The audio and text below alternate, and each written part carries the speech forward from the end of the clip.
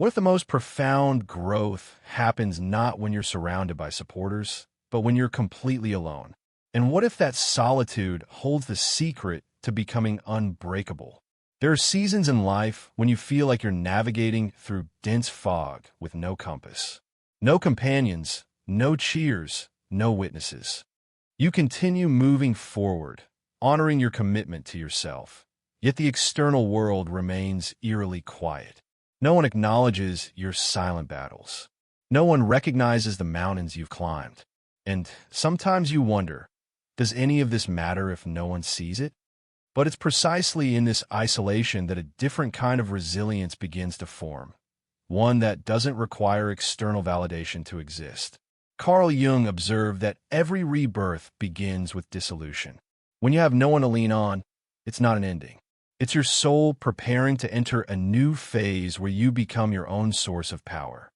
In this exploration, we'll walk through 7 essential steps to rise, even when you stand completely alone. The moment you stop waiting for someone to lift you up, you discover a transformative truth. Everything you've ever sought externally, strength, love, peace, has always been within you, waiting to be awakened. And when that happens, you don't just rise, you begin to illuminate your own path. The first step, embrace solitude as your training ground. There are periods when the world seems to recede. Conversations that once energized you now feel hollow. People who walk beside you begin to feel distant. Externally, everything appears unchanged. Your responsibilities, your relationships. Yet internally, you sense a fundamental shift. Most people fear this stage, but Carl Jung recognized it as the beginning of the night sea journey, the dark night of the soul. When you no longer resonate with your former world, you must pass through your deepest shadows to reach what's emerging. The solitude Jung described isn't about physical isolation. It's the profound sense of disconnection from everything that once made you feel you belonged. You still smile, still engage, but deep within, you know what surrounds you no longer touches your essence. The world speaks a language you've outgrown, leaving you with only yourself. Many interpret this disconnection as failure. In reality, it's the moment your soul begins separating from the persona, the mask that helped you fit in. The feeling that no one understands you isn't a sign you're lost. It's evidence you're approaching your authentic self. Jung believed true maturity emerges when we dare to face ourselves in solitude, not when others listen, but when every external voice falls silent, forcing you to hear your own. During this phase, many lose their way, fleeing into work, relationships, distractions, anything to avoid the emptiness. But the more they evade it, the more it expands. Solitude doesn't come to punish you. It comes to deepen you, to help you rebuild your foundation from within. I once knew a man who, after career dissolution, entered a state of profound disorientation. He had always been surrounded by colleagues and activity. When everything dissolved, his home became terrifyingly quiet. Instead of filling the void with immediate action, he learned to sit with silence. Initially just minutes, then gradually hours. He cooked simple meals, read, journaled, confronted questions he'd always avoided. Months later, he reflected, I discovered silence wasn't my enemy. It was where I finally encountered myself. That's what Jung called meeting the self, the moment you stop running and start coming home. When there's no one to depend on, that pressure compels you to develop discipline and inner stability. Like a climber without safety gear, every step becomes intentional. Every action becomes a promise to yourself. Each kept promise becomes a brick in your foundation of strength. Solitude doesn't come to weaken you. It comes to make you unshakable. It's the gymnasium of the soul where your essence is forged into steel. Looking back, you'll recognize those quiet months were when you grew strongest. The image of a mountain in winter always resonates with me. When other landscapes burst with color, the mountain stands stark against the sky. No blossoms, no vibrant foliage. But during that austere season, its foundation grows more solid, preparing for renewal. Humans are similar. Every solitary season is the soul's winter. If you remain patient, you'll discover spring waiting just beyond. Jung noted, "In all chaos there is cosmos. In all disorder is secret order." If you're standing in the darkness of solitude, don't fear it. It's not weakness. It's proof you're leaving the old path to open a new one. Because the soul, to be reborn, must first dissolve. Only when the world is silent can you hear the inner voice whisper, "It's time to rise." Remember, no one is coming to lift you up. But that isn't bad news. It's the moment true strength is born. No one can give you resilience, but solitude will teach you how to forge it. Every time you navigate through a long night, you're not just overcoming fear, you're rewriting your story. The second step, cultivate emotional self-sufficiency. At some point after learning to stand in solitude, you realize something crucial. What exhausts us isn't being alone. It's expecting others to fill that space. Carl Jung observed, "Loneliness does not come from having no people around you, but from being unable to communicate the things that seem important to you." When you depend on others for emotional stability, every silence, every withdrawal, every unmet response feels like collapse. That isn't connection, it's emotional dependency, which Jung saw as the mark of an unintegrated ego. After the stage of solitary strength, the next lesson is learning to comfort yourself. When you stop seeking reassurance and approval externally, that's when the self begins to take charge. I once worked with a man who confessed he nearly panicked when his partner didn't immediately respond to messages. He would check his phone repeatedly, imagining catastrophe. "I know it's irrational," he said, "but when she's silent, I feel like I'm disappearing." Through reflection, he discovered the fear didn't originate with her. It stemmed from childhood patterns where emotional expression was dismissed. His unconscious learned, "Your feelings don't matter," and he continually sought someone to prove otherwise. Jung called this emotional projection, using others as mirrors to determine our worth. When they respond, we feel valuable. When they withdraw, we lose direction. But the truth is, no one can be your emotional anchor forever.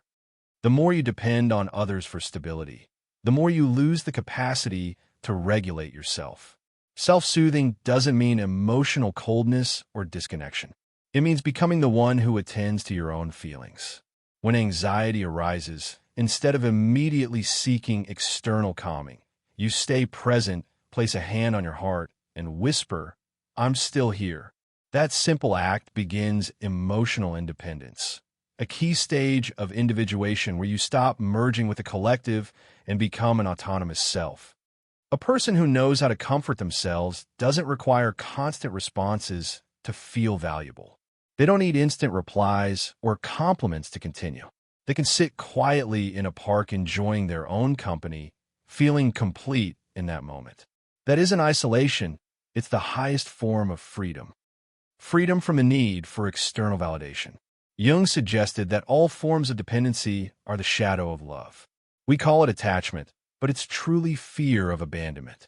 The immature ego craves someone to confirm its worthiness. But when you examine that fear deeply, you realize it's not emptiness, it's an invitation. An invitation to become the nurturing presence you needed but never received. Then you understand what you believed you needed others to provide. You've always had the capacity to generate yourself. In contemporary psychology, this is emotional self-sufficiency. It's not rejecting love or connection. It's refusing to surrender control of your emotional state to anyone else. You still love, still connect, but you don't disintegrate when relationships shift. When someone leaves, you grieve, but you don't collapse. When someone is silent, you notice, but you don't lose your worth. Someone with emotional self-sufficiency doesn't require a rescuer. They can lift themselves, dry their own tears, and keep walking. Only from that place can they love authentically, not from need, but from choice. Perhaps that's what Jung meant when he said, "The privilege of a lifetime is to become who you truly are." Because when you stop seeking comfort from others, you start recognizing your own power. A power that doesn't depend, doesn't borrow, and cannot be taken. From the moment you stop waiting for someone else to make you happy, you begin to mature. If you're in that stage now, where no one understands, no one comforts, no one lifts you, remember it's okay. No one coming doesn't mean you're alone. It means it's time to stand on your own foundation. Whisper quietly to yourself, I don't need anyone to save me. I just need to not abandon myself. That's the second step, the turning point in rising even when no one is there. The third step, transform complaint into constructive action. After you've learned to stand strong in solitude and comfort yourself, another subtle but demanding challenge emerges. Stop complaining. Complaining is how the ego keeps you anchored in your comfort zone, the place where you get to see yourself as the victim. It convinces you that you have justification not to change. But the irony is this. Every time you complain, you reinforce the belief that you are powerless, unconsciously broadcasting the message, I have no agency. Carl Jung identified this as the shadow of self-pity. When you're trapped in that darkness, you stop acting and start repeating the same question, why me? As if the universe is unjust, as if the world owes you explanation. But the real question isn't why me? It's what can I do with this? The moment you shift that question, the energy trapped in complaint begins moving again. Jung noted, until you make the unconscious conscious, it will direct your life and you will call it fate. Every time you complain, your unconscious is running the show, turning you into a victim of circumstance. But when you examine the emotion fueling your complaint, you step out of the shadow and become the one steering consciousness again. Complaining is a clever mental habit. It makes you feel like you're taking action, while actually keeping you stationary. Each complaint is a form of delayed movement. When you're busy blaming circumstances, you lose the energy to transform them. Others may hurt you, but only you decide whether that hurt becomes a chain or a lesson. Consider a rock in a riverbed. The current is powerful. It grinds. It crashes. It carries the stone along. But over time, the very flow that seemed destructive polishes the stone until it becomes smooth and luminous. Life operates similarly. It doesn't pause because you complain. It keeps flowing, keeps testing, keeps shaping you. But if you endure the flow instead of cursing it, you'll emerge stronger, clearer, more radiant than before. Complaining feeds the victim ego, the part of you that always wants someone else to take responsibility for your pain. That ego loves to feel pitied because as long as you're a victim, you're exempt from responsibility. But that's also the surest way to remain stuck. Conversely, every time you stop complaining and take action, no matter how small, you reclaim the energy lost to your unconscious. You rise not because someone pushes you, but because you choose not to remain in darkness any longer. Complaining often begins with simple phrases, I'm so exhausted. No one gets me. I try so hard, but no one notices. These statements seem harmless, but they quietly feed an ego that believes happiness depends on others. Truly resilient people don't require the world to comfort them. They can look directly at their pain, acknowledge it, and ask, now what can I do? A community member once shared that after professional betrayal, she spent months consumed by bitterness. I told everyone who would listen how terrible they were, she said. But I realized I was repeating the same story for half a year. That evening, she wrote in her journal, if no one was around to hear me complain, would I still tell this story? The answer was no. The next day, she began writing about what she wanted to learn, change, create. It wasn't their leaving that hurt me, she realized. It was that I clung to the story too long. Stopping complaint doesn't mean denying pain. It means no longer residing in it. You can still feel sadness, disappointment, grief. But instead of retelling the wound, you use that energy to build something new. Each action, however small, is a declaration to the universe. I am no longer a victim of this. Carl Jung stated, I am not what happened to me. I am what I choose to become. That choice to stop complaining and start acting is the doorway to a new level of strength. Every time you cease asking, why me, and begin inquiring, what can I do with this? You take another step forward. Because ultimately, That's how you rise even when no one is there. Not through pity, but through the quiet strength of taking responsibility for your own becoming. Then you'll realize you were never truly alone. You were just too busy complaining to hear your own soul calling. The fourth step, become your own validation source. After you've stopped complaining and begun to act, a deeper test appears, the silence of being unseen. You stand up. You work diligently. You give your best. Yet no one praises you.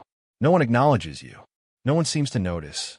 This is where many people surrender, not because they fear hardship, but because they fear invisibility. But it's precisely at this moment of no recognition that life tests whether you can continue without the spotlight. Carl Jung observed, the most terrifying thing is to accept oneself completely. Because when you truly validate yourself, you no longer hide behind others' opinions. You don't require compliments. You don't need proof. You don't need witnesses to your worth because you've become your own witness. I'm reminded of the Greek figure Cassandra, gifted with prophetic vision, but cursed so that no one would believe her.